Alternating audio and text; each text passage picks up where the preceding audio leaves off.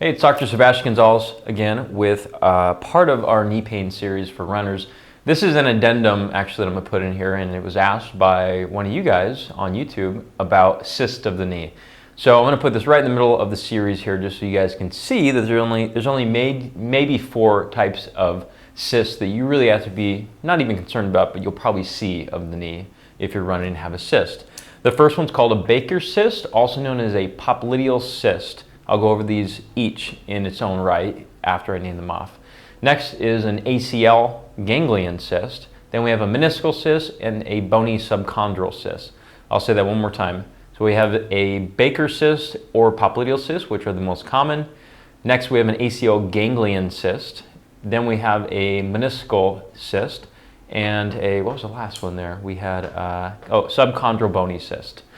If you like the series so far, by the way, make sure that you're giving me a thumbs up and you're sharing it with everybody as much as you can. Don't forget to subscribe to our channel. That way you'll get all these videos right when they come out immediately.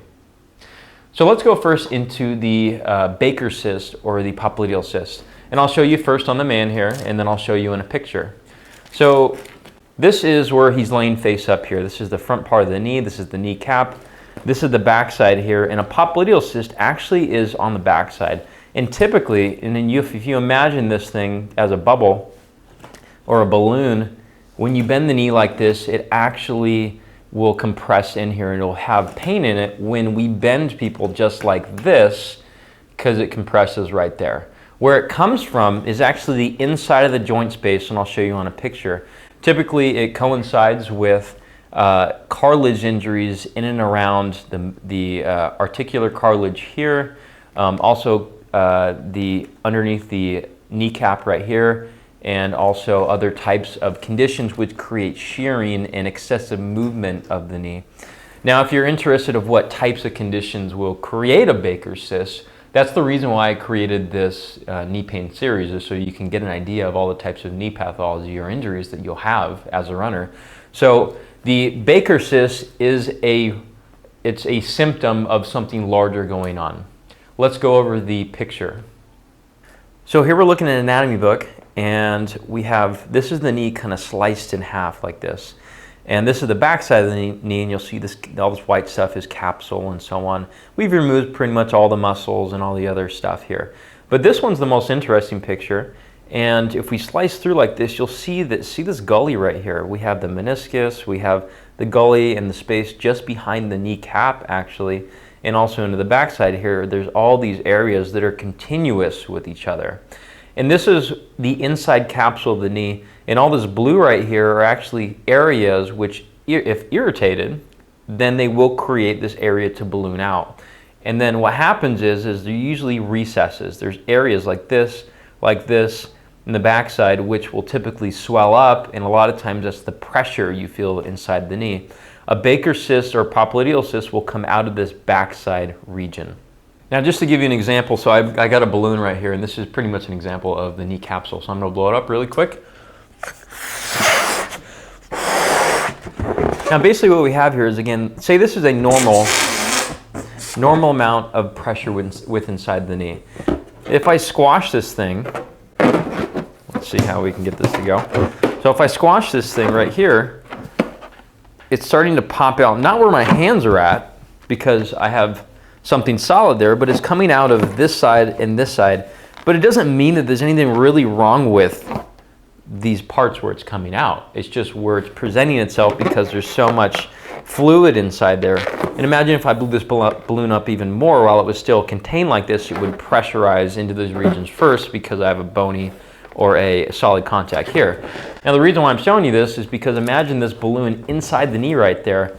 And again, we have our bony contact, and then as this thing starts to bend and compress together, it just finds a space to come out of. And that's really all what a Baker or popliteal cyst is. It just pops right out the backside. Next, we're going to go into ACL ganglion cyst. Now, ACL ganglion cysts they're not a really big thing you should be concerned about. And usually what we find them with very few MRIs, and you usually do an MRI when someone has knee pain. So we call them an incidental finding, where they're really not that important, but they are there. So I think the estimation is roughly about like 0.5 to like just over 1% of people that have knee pain have ACL ganglion cysts. But again, they're an incidental finding. They don't matter that much. So a lot of times the knee pain is actually from a different type of condition, which this is the reason why we're doing this video series in the first place. It's probably one of those other types of conditions, and we just happen to find a cyst in there as well. So I wouldn't be overly concerned about that. But obviously with any of these types of cysts, you should get checked out by your doc first, because it could be benign, and it could be, which means it doesn't really matter. It's kind of, it won't hurt you, or it could be cancerous or malignant. So that is always a possibility as well. So always get these things checked.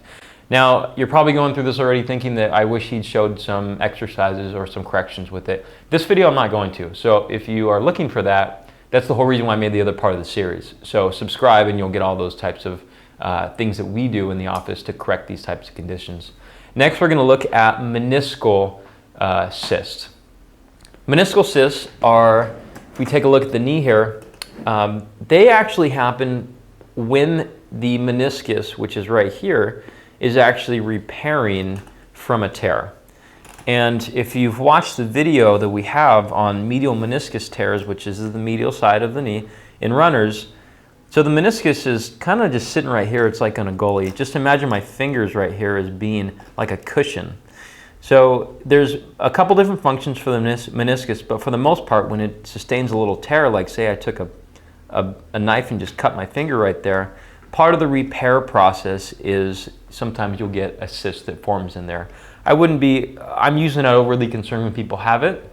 That just indicates that there's been some type of meniscal injury, with it, which in that case, usually we rehab them as a meniscus. So again, if you're looking for corrections on that, that's why we have the other video. A lot of these links will be in the description below. Lastly, we have a bony subchondral cyst, and this one is found in many different types of x-rays and MRIs, and this is just mainly a sign of osteoarthritis or a arthritic buildup.